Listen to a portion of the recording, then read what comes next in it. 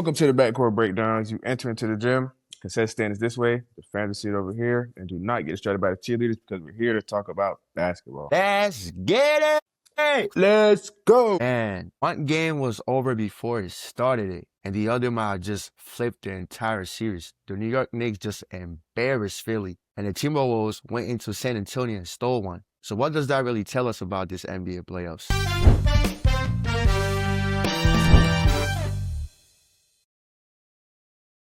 Good morning and welcome back to another episode of the Backcourt Breakdown Podcast, a podcast where we talk about hoops from every angle. I am your host, Junior, and I'm back with my co-host, Mike. How are you doing today, brother? Doing good. How you feeling? Man, I'm feeling amazing, man. We had some amazing games last night. Man, I can't wait to talk about this game with you, man. All right, let's get started, man. Let's start in the East. Last night game, the East, man. New York Knicks played Philly. This matches, nobody saw this coming to the playoff, man. Philly was the 7th seed. It just knocked off Boston, which was the 2nd seed. And it was one of the biggest upset in the first round. That said, the Knicks was at home. If it finished the game yesterday, it was 137-98. Jalen Brunson had an amazing performance. From the get-go, he was knocking down shots, getting to his spots, getting guys involved. Watching that game yesterday, starting from the first quarter into the last quarter, man, what did you see from Jalen Brunson's game last night? I saw Jalen Brunson being Jalen Brunson, the same guy that we see win Clutch Player of the Year, the same guy that's, been in All-Star selection. He came out, he did what he needed to do. Off the pick and roll, he created a lob threat with Mitchell Robinson. He was getting to his mid-range. He was hitting threes efficiently, especially in that first half. So he was doing what he's supposed to do. Yeah, man. They had momentum that entire game. It was no question that they were not going to win that game last night. From the first quarter to the third quarter, they had their foot on the gas. That action where Jalen Brunson is coming off the pick and roll, where it's either Robinson or Cat, man, he was just getting to his spots, attacking that double gap, making that help side defender react. And, he was getting to his split-up mid-range. There were times when it went under the screen, he just shot the three.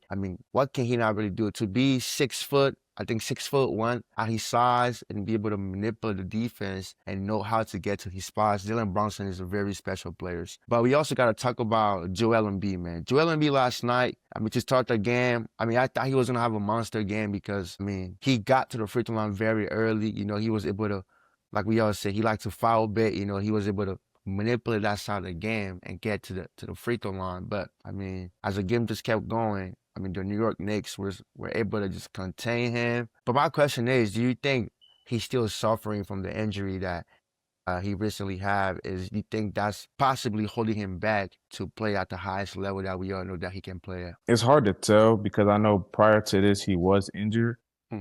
So, yeah, it's very possible that he is suffering from the injury. But, when you're on that court, your opponent not really worried about that. And if you're thinking about that injury, it's going to hinder your performance. So it's hard for me to say because I'm not really a doctor. I don't know. Yeah, true. And also, man, watching that game yesterday, from the start, I felt like the Sixers settled a lot for like too many jump shots, especially for a young guard like VJ, man.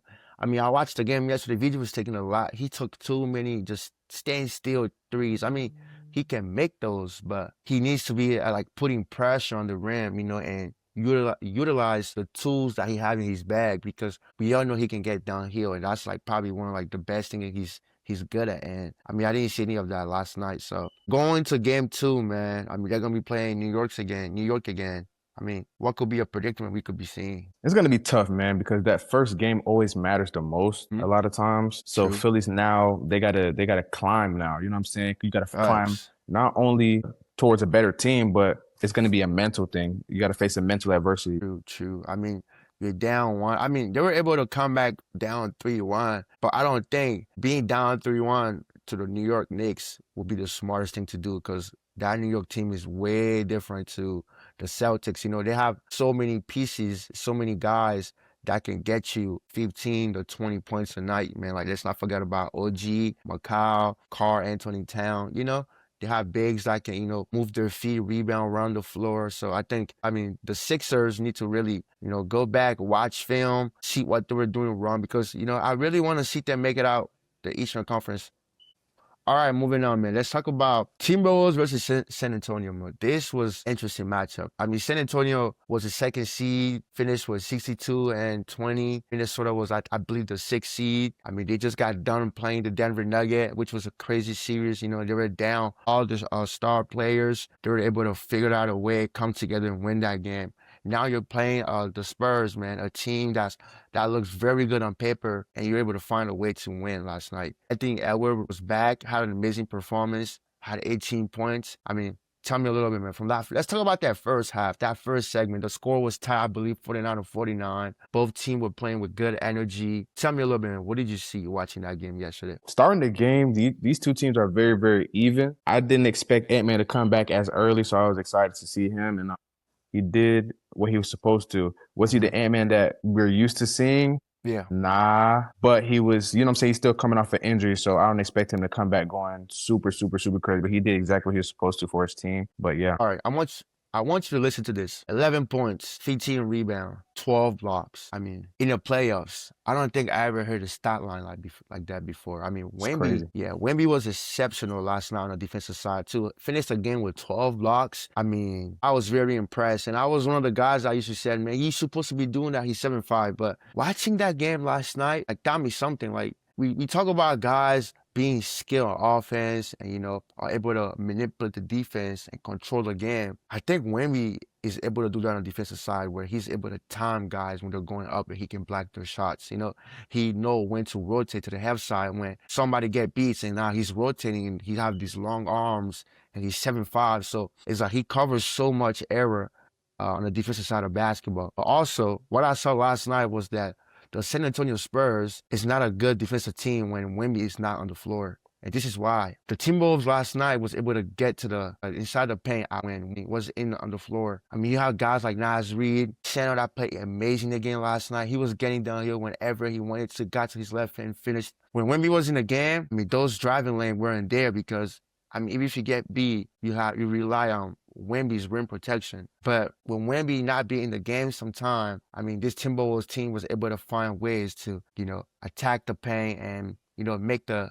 easy play, which was just finishing out the rim. They also hit a lot of big shots. Like Mike Conley came in off the bench and like hit some big shots. So I want to ask you, man, the Spurs lost that game yesterday. The Timberwolves won. What are some adjustments that the Spurs needs to do in order to win game 2? Because this Timberwolves team, they can beat you. So tell me a little bit.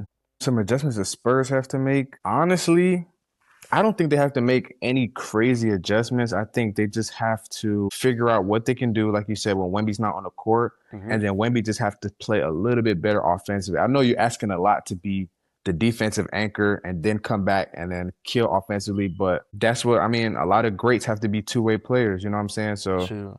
you just got to be a little bit more efficient, and I think that should be straight. It should be really good. Yeah, man. I mean, Wemby was 5 for 17 last night, 0 for 8. I mean, to me, I mean, this is what I'm guessing, man. He's hustling, he's playing hard on defense, so when he comes on offense, he's settling for a lot of jump shots. And I saw it. I mean, if you 0 for 8 from the three-point line, I mean, that's gonna cost you a game. If your star player is shooting 5 for 17, he's playing 40 minutes, that's gonna cost you a game. De'Aaron Fox, you cannot play the way you played last night again. He's a big piece for this Spurs team too. For him to only have 10 points and 5 for 14, you got to pick it up. 0 for 4 from the 3, that's unacceptable. Especially when you have guys like Wemby that's already giving you everything he got on defense, protecting the rim. I mean, as a all-star, and I mean, he's a vet, we can say. He's been in the league longer than all these guys. He got to take on that leadership to, you know, carry the offense and, you know, get all these guys involved, and he got to make shots. Stephen Castle was amazing until he got fouled out late in the fourth quarter. He had 17 points. I want to give shout out to one of the guys, Dylan Harper, man. He's a rookie, doesn't play like a rookie at all. 29 minutes, man. He had 18 points, he's 7-13.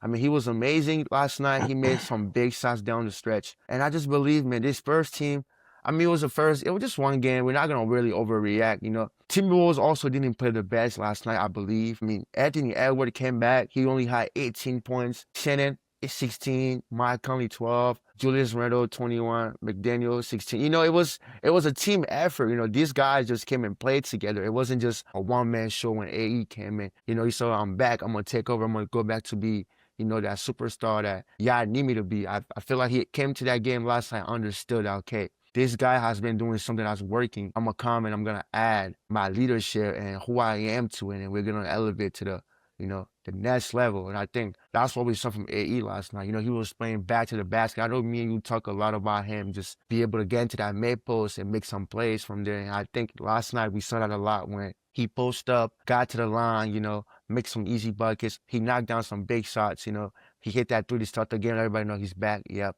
that's what we want to see. So I am very interested to see how this series is gonna go. I'm not really sure if, like you said, I'm really sure there's any adjustment to make, whether the Spurs needs to, dial in on making shots and maybe figuring out how to guard the ball and cut off those driving lanes for this Minnesota Timberwolves team. Anything you want to add on before we move on?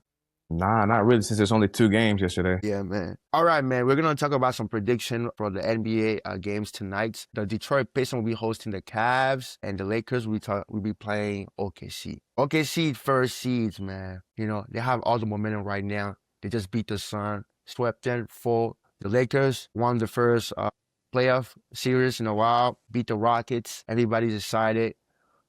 All right, now here's the big question. Does the Lakers have what it takes to compete with OKC?